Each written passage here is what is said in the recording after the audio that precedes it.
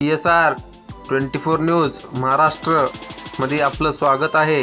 पुण्यासारख्या ठिकाणी सुद्धा येऊन शेतकऱ्यांना दादागिरी करतात आणि जे काही शेतकरी आहेत त्यांना जबरदस्तीनं काही ॲग्रीमेंट करायला लावतात, त्यांच्या सह्या घेतल्या जातात, ज्यांचं संबंध नसतो त्यांना पैसे दिले जातात आणि त्यांच्या नावावर जमिनी दाखवते जमिनी लाटल्या जातात। अशा शेतकऱ्यांच्या तक्रारी होत्या आणि प्रामुख्यानं ज्या कंपन्या आहेत त्या कंपन्यांनी कुठल्या शेतकऱ्याला 2 लाख दिले तर कोणाला 20 लाख दिले तर कोणाला 40 लाख दिले, अशा प्रकारच्या काही तक्रारी आहेत। त्यामुळे जिल्हाधिकाऱ्याने त्या संदर्भात सगळी चौकशी करायची मी सूचना केलेल्या आहेत आणि जोपर्यंत ह्या बाबतीतला सगळा निर्णय होत नाही तोपर्यंत कुठलीही परवानगी पवनचक्की मालकांना द्यायची नाही।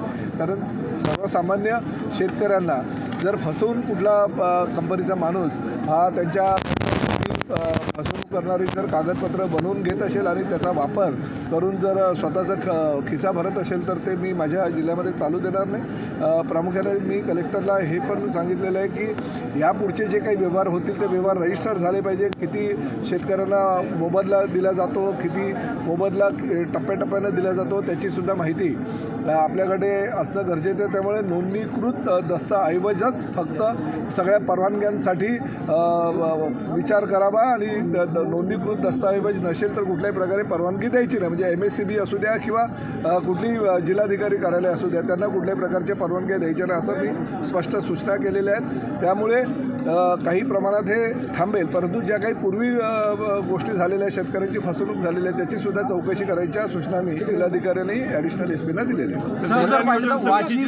जिल्हा नियोजन समितीची बैठक स्थगित करावी। हो, जिल्हा नियोजन समितीची काय झालं की राज्य शासनाकडून जे परिपत्रक येणं गरजेचं होतं कारण स्थगिती दिली होती राज्य शासनानं आणि मुख्यमंत्र्यांनी दिलेल्या स्थगितीनंतर ती स्थगिती जोपर्यंत उठवली जात नाही तोपर्यंत जिल्हा नियोजन समितीची बैठक होऊ शकत नाही। त्यामुळे ती बैठक आता लवकरात लवकर आम्ही लावू।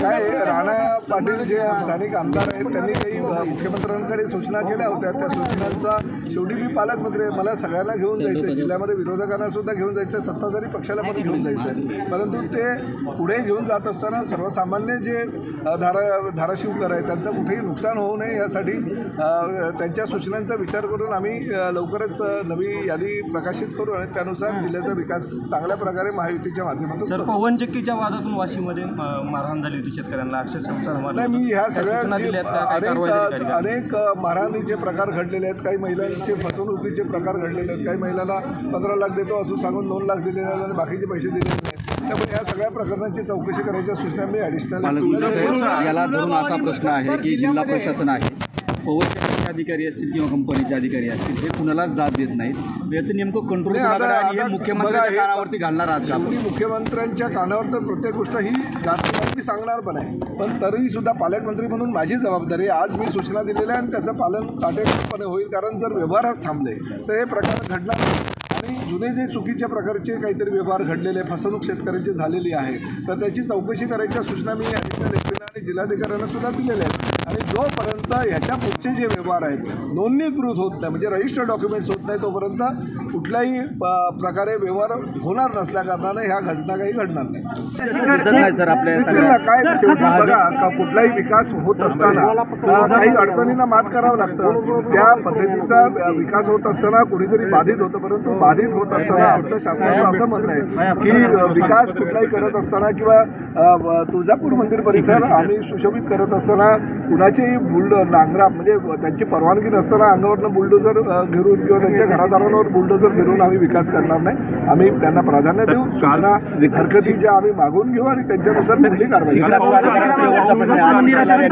बैठक लावलेली आहे।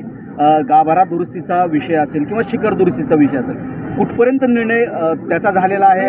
पालकमंत्री आपण आर्किओलॉजी डिपार्टमेंट हे त्यांच्याकडे आहे, त्यांना ते अधिकार आहे बैठक लावायची। आता ह्या विकास आराखड्याचा मी अध्यक्ष जरी असेल तरी सोमवारी मी त्या बैठकीला नाही आहे, मी विनंती केली आहे शेलार साहेबांच्या ऑफिसला माझ्या PS ने की ती मंगळवारी लावावी। जर मंगळवारी लावली त्या बैठकीमध्ये योग्य तो आम्ही चांगल्या पाऊस झालेला आहे, काल कॅज्युअल्टीचे काही रिपोर्ट्स आहेत, कॅज्युअल्टीचे काही एक व्यक्ती वाहून गेल्याच्या सूचना मिळालेल्या आहेत आणि मी बैठक चालू असतानाच तहसीलदारांशी बोललेलो आहे आणि आम्ही योग्य त्या उपाययोजना करतोय। जिल्हाधिकारी नागरी सत्कार कार्यक्रमाला आपण नव्हता, आयोजन आणि आयोजकाबद्दल काही माहिती होतं का?